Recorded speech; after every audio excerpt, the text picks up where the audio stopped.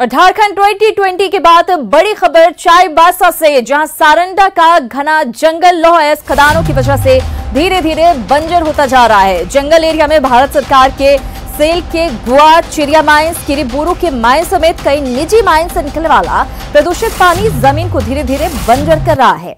पानी के कारण न केवल खेत यहां पर बंजर हो गए हैं, बल्कि जंगल में रहने वाले जंगली जीवों के लिए भी खतरा पैदा हो गया है। प्रदूषित पानी से प्रभावित ग्रामीणों ने माइंस प्रबंधनों के खिलाफ आंदोलन की चेतावनी दी है। ग्रामीण माइंस प्रबंधन से मुआवजे और नौकरी की मांग कर रहे हैं। इधर वन विभाग ने पूरे मामले में कार्रवाई का आश्वासन दिया है। तो सारंडा की जमीन धीरे धीरे बंजर होती जा रही है। वजह है माइंस का प्रदूषित पानी, जो कि इस इलाके के लिए खतरा बनता जा रहा है, न सिर्फ जमीन के लिए बल्कि जंगल में रहने वाले जीवों के लिए भी। बर्बाद हुआ है और आज तक हम लोग का खेती लायक भी नहीं हो रहा। और मालगुजारी रसीद कितना खेत बर्बाद हुआ, कितना 10 एकड़ मैंने 11 एकड़ लगभग कर या यहाँ के यह हो गया, मैंने बर्बाद हो चुका है। इसमें हम लोग का बारिश होने से बाढ़ पानी बहुत ज़्यादा आता है, उसमें से हम लोग का लाल पानी आता है और कंकड़ सब बहुत ज़्यादा से लाता है और पूरा इतना बार खेत को बर्बाद कर देता है। इसमें हम लोग का खेत बर्बाद हो जाता है और गाय बकरी सबका भी बीमार से मर जाता है लाल पानी पीने से। आपका जो डंप एरिया है, डंप एरिया कितने क्षेत्रफल का है, भारत सरकार द्वारा कितने एरिया में आपको परमिशन दिया गया है, क्या उससे कहीं बाहर तो डंप नहीं गिराया जा रहा है? प्रथम दृष्टया ऐसा लगता है कि बाहर डंप गिराया नहीं जा रहा, लेकिन कुछ मलबे जो बारिश के टाइम में होते हैं, इस संभावना से इनकार नहीं कर सकते हैं कि कुछ मलबे बारिश में बहकर उनके बियॉन्ड एरिया भी गया है। और इधर झारखंड में लॉकडाउन के बाद धीरे धीरे सभी दुकानों और संस्थानों को छूट देने का सिलसिला जारी है, लेकिन पलामू में अभी सैलून दुकानों को खोलने की इजाजत नहीं मिलने से सैलून व्यवसायी खासे परेशान हैं। व्यवसायियों की माने तो दुकान बंद होने के कारण उनके लिए घर चलाना मुश्किल हो गया है। ऐसे ही कई सैलून व्यवसायियों से बात की पलामू संवाददाता नीलकमल ने।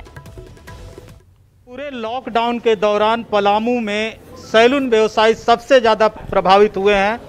आइए हम दिखाने की कोशिश करते हैं कि अब ये कहीं ना कहीं जो भी यहाँ मेदिनीनगर शहर के सैलून व्यवसायी है यहाँ इकट्ठे हुए हैं और अब ये सरकार से गुहार लगा रहे हैं कि इन्हें भी जल्द से जल्द बाकी प्रतिष्ठानों की तरह इन्हें भी परमिशन दिया जाए, क्योंकि इनके जो व्यवसाय पूरी तरह से बंद है, जिससे घर की माली हालत ख़राब है, रूम का जो किराया है वो देना मुश्किल पड़ रहा है, घर का संचालन करना मुश्किल पड़ रहा है।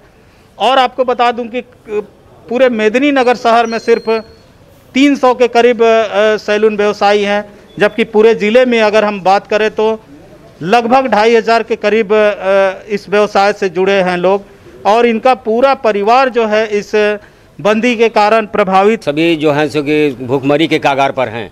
अखिल भारतीय न्याय संघ ट्रेड यूनियन की तरफ से ये माननीय मुख्यमंत्री जी को सूचित करना चाहता हूं कि और जिलों में जो खुल गया है वो हमारे यहाँ भी कम से कम ऑर्डर दें। हम सरकार से ये मांग करते हैं कि हमारी जो व्यवसाय है सैलून दुकान वो लॉकडाउन से बहुत प्रभावित। क्या बोला जाए, भूखमरी के कगार पर है, कर्जा उर्जा ले लेके चल रहा है। किसी तरीक़ा से कभी कोई घर में बोला है तो एक आध उठो बना के, और अभी तो हम लोग बहुत कर्जे में चले गए हैं।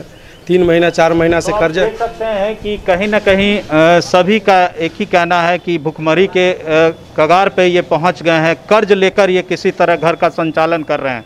नीलकमल, न्यूज़ 18 पलामू।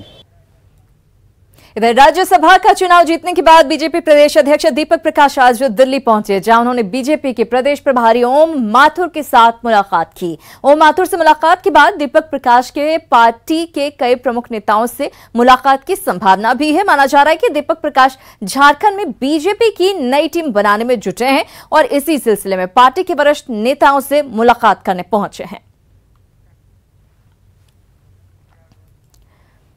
और पेट्रोल डीजल मूल्य में वृद्धि के खिलाफ कांग्रेस ने आज राजभवन के सामने प्रदर्शन किया। इस प्रदर्शन के जरिए पार्टी ने केंद्र सरकार के खिलाफ जमकर हल्ला बोला। मंत्री रामेश्वर उरांव ने कहा कि केंद्र को पेट्रोल डीजल के मूल्य पर नियंत्रण रखना चाहिए, क्योंकि महंगाई बढ़ने से सभी चीजें प्रभावित हो रही हैं। वहीं मंत्री बन्ना गुप्ता और वरिष्ठ कांग्रेस नेता सुबोधकांत सहाय ने भी इस मामले में केंद्र सरकार पर जमकर निशाना साधा और आम जनता के साथ ही झारखंड के हित की भी अनदेखी का आरोप लगाया है। 2014 में 63-64 रुपये हुआ करता था पेट्रोल का। डीजल का तो कम हुआ करता था, पेट्रोल का 63-64 रुपये था। आज 80 पार हो गया। क्यों आंख बंद किए हुए हैं आप? क्यों नहीं ध्यान दे रहे हैं देश पर? आप देश के प्रधानमंत्री हैं, आपको ध्यान देना चाहिए। पेट्रोल डीजल के दाम में, मूल्य में कमी जल्दी से जल्दी लाइए। जिस तरह से कोयला कंपनी के सारे बड़े बड़े कंपनियों को ये निजीकरण, जो सरकारी कंपनी है उसका मतलब उसको बेचने का काम किया जा रहा है, उससे सबसे ज़्यादा नुकसान झारखंड राज्य को है और हम ये कदापि बर्दाश्त नहीं करेंगे। जो भी वो कलम लिखेंगे दिल्ली में, उसके हिसाब से हम लोग नहीं चलने वाले हैं। जनता के हित में जो होना चाहिए वही हो के रहेगा और यहाँ पे हम लोग उसके खिलाफ खड़े हैं। तो रोजगार कहीं से भी संभव इस हालत में नहीं, एक शब्द नहीं। तो न सरहद सुरक्षित है, न देश की आम आदमी भूख और बेरोजगारी से जो त्राहिमाम है वो सुरक्षित है। यही आज हमारा संघर्ष का मामला। देश के आंतरिक संसाधन जो है वो चाहे वो CCL हो, BCL हो, हमारा BSNL हो, MTNL हो, सब बर्बाद हो रहा है। और आज पेट्रोल डीजल का दाम इस कदर बढ़ गया है कि आम आदमी का जीना दुश्वार हो गया है। इसी के विरोध में कांग्रेस पार्टी आज आई है अपना प्रतिवाद करने के लिए, विरोध करने के लिए। वहीं करप्शन के आरोपों को लेकर बीजेपी पर ट्विटर के जरिए जेएमएम का वार जारी है। इससे नाराज बीजेपी नेता CP सिंह ने कहा है कि हेमंत सरकार खुद लूट में लगी है और अपने कारनामों पर पर्दा डालने के लिए पिछली सरकार पर आरोप लगा रही है। उन्होंने गीदड़ भभकी देने के बजाय पिछली सरकार के कामों की जांच कराने की चुनौती सरकार को दी है। वहीं जेएमएम ने कहा है कि CAG की रिपोर्ट में ही घोटालों का खुलासा हुआ था, ऐसे में सभी विभागों की जांच कराई जाएगी। सच्चाई छुप नहीं सकती बनावट के वसूलों से। इसलिए क्या डालते हैं ट्विटर पर, नहीं डालते हैं, ये महत्वपूर्ण नहीं है। महत्वपूर्ण यह है कि उनके लूट की कहानी इस 6 महीने में ही सार्वजनिक हो चुकी है। जेएमएम प्रत्येक दिन गीदड़ भभकी देती है। क्या मैंने कहा? गीदड़ भभकी। अरे भाई, आपको लगता है कि कहीं घोटाला हुआ है तो आप उसकी जांच कराइए ना, आपकी सरकार है। जहां तक CP सिंह जी बार बार ये बात बोलते हैं कि सरकार के 6 महीना के जो कार्यकाल हैं उसमें घोटाले हुए, तो CP सिंह जी बताएं कि कौन से घोटाले हुए हैं। लेकिन हम लोग तो ये बताने के लिए तैयार हैं कि कौन घोटाला किस विभाग में और कब हुआ, कितने का घोटाला हुआ। और अब तो परत दर परत ये सारी चीज़ें सामने आ रही है और सरकार से हम लोगों ने पार्टी की तरफ से मांग किया है कि इन सारे घोटालों का जांच कराया जाए और जो भी दोषी लोग हैं, चाहे वो मंत्री हो, संतरी हो, कोई अधिकारी हो, पदाधिकारी हो, उनके ऊपर में कार्रवाई होनी चाहिए। तो करप्शन को लेकर आरोप प्रत्यारोप का दौर जारी है। इधर पूर्व प्रधानमंत्री PV नरसिम्हा राव की कल जयंती थी। इस दौरान कांग्रेस ने अपने पूर्व प्रधानमंत्री को वैसा सम्मान नहीं दिया जैसे एक पूर्व प्रधानमंत्री को दिया जाना चाहिए था। हम आपको दिखाते हैं रांची की कांग्रेस मुख्यालय की तस्वीर। ये तस्वीर देखिए, यहां पूर्व PM नरसिम्हा राव को कल श्रद्धांजलि दी गई। हैरत की बात रही कि कांग्रेस दफ्तर में पूर्व PM नरसिम्हा राव की एक तस्वीर तक नहीं थी। ऐसे में मोबाइल फोन में पूर्व PM की तस्वीर को पहले खोजा गया और उस मोबाइल फोन पर ही श्रद्धासुमन अर्पित किए गए। इस दौरान कई बार मोबाइल फोन का स्क्रीन भी ऑफ हो जा रहा था, जिससे नरसिम्हा राव की तस्वीर गायब हो जा रही थी। लेकिन इसकी खबर वहां पर मौजूद कांग्रेस नेताओं को शायद नहीं थी, तभी तो मोबाइल फोन पर ही नेता फूल चढ़ाते हुए नजर आ रहे हैं।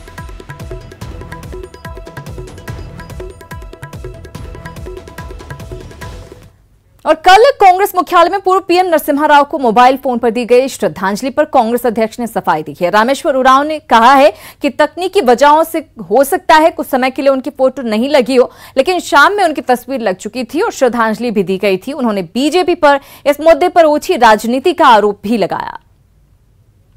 अगर भूल हुई हो तो उस पर देखेंगे हम लोग। अगर मोबाइल में नहीं जा सका हो, मोबाइल से किसी ने भेजा हो तस्वीर, किसने भेजा मुझे मालूम नहीं है, लेकिन मैं जिम्मेवारी के साथ बोलता हूं कि कल मैं 6 बजे पहुंचा। मैं बाहर था, लोहरदगा में था, शाम में लौटा। PC करना था हमको कांग्रेस ऑफिस में, तो उसमें फ़ोटो लगे हुए थे।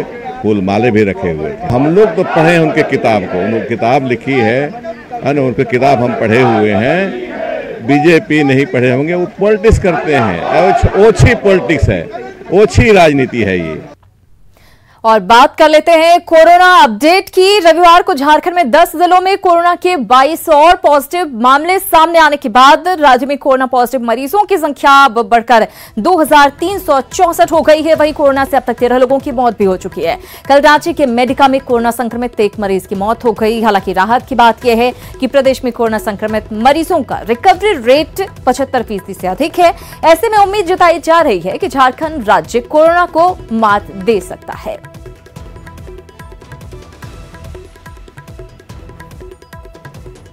बुलेटिन में खबरों का सफर जारी है। आगे देखिए, संदेश से फैलेगी जागरूकता। जोहार झारखंड में एक बार फिर से आप सभी का स्वागत है। कोरोना संक्रमण की रफ्तार रोकने और इसे लेकर लोगों को जागरूक करने में जुटी सरकार अब बच्चों और उनके अभिभावकों तक सार्थक संदेश पहुंचाने में जुट गई है। सरकारी स्कूल में पढ़ने वाले बच्चों को दिए जाने वाले सरकारी नोटबुक पर कोरोना से बचाव के संदेश होंगे। राज्य सरकार के निर्णय के बाद सभी स्कूल प्रबंधन को शिक्षा विभाग ने इसका खास ध्यान रखने के निर्देश दिए हैं। हम संदेश देना चाहते हैं कि यदि कोरोना से बचना है तो कम से कम सोशल डिस्टेंस बनाकर काम करें। बिना सोशल डिस्टेंस के कोई दवा उसका नहीं, मात्र सोशल डिस्टेंस, मास्क लगाइए, सोशल डिस्टेंस में रहिए, लॉकडाउन का पालन कीजिए, यही एक दवा है इसका। कोरोना का संदेश छपा हुआ कॉपी बच्चों को देते हैं तो वो बच्चे पढ़ेंगे, उसके अभिभावक पढ़ेंगे, आसपास के लोग पढ़ेंगे, इससे जागरूकता आएगी। इससे कहीं ना कहीं हमको कोरोना से बचने में लाभ मिलेगा। कॉपी सारे बच्चों को देना है तो सारे बच्चों को कॉपी पर वो तो पहले से ऑलरेडी छपा रहेगा कोरोना का संदेश, तो बच्चे भी देखेंगे, उसका अभिभावक भी देखेंगे, सब लोग देखेंगे, सबको फायदा होगा, इस संदेश जाएगा। और कोरोना संक्रमण को देखते हुए राज्य सरकार स्कूलों को फिलहाल नहीं खोलेगी। हालात सामान्य होने के बाद सबसे पहले स्कूलों को सैनिटाइज किया जाएगा, जिसके लिए आवंटन भी दिया जा रहा है। विशेष जानकारी दे रहे हैं हमारे रांची संवाददाता भुवन किशोर झा। राज्य में कोरोना संक्रमितों की बढ़ती संख्या को देखते हुए राज्य सरकार फिलहाल स्कूलों को नहीं खोलेगी, लेकिन जब भी स्कूल खुलेंगे, यदि परिस्थितियां सामान्य होती हैं तो उसके बाद जब भी स्कूल खोले जाएंगे तो सबसे पहले स्कूलों को सैनिटाइज किया जाएगा। सैनिटाइजेशन के लिए केंद्र सरकार के द्वारा हर स्कूल को 1,000 रुपये मुहैया कराए जा रहे हैं। राज्य सरकार ने यह भी निर्णय लिया है कि जब परिस्थितियां सामान्य होगी तब स्कूलों को खोले जाएंगे और इससे पहले जो सैनिटाइज करने की व्यवस्था है या सोशल डिस्टेंसिंग के माध्यम से स्कूलों में पठन पाठन शुरू करने की व्यवस्था होगी, तो उससे पहले सुनिश्चित किया जाएगा कि वहां पे बच्चे सुरक्षित रह पाएंगे या नहीं। इसके लिए पूरी तरह से स्कूल प्रबंधन और शिक्षा विभाग मंथन करने में जुटी हुई है। कैमरा पर्सन नलिन के साथ भुवन किशोर झा, न्यूज 18 रांची।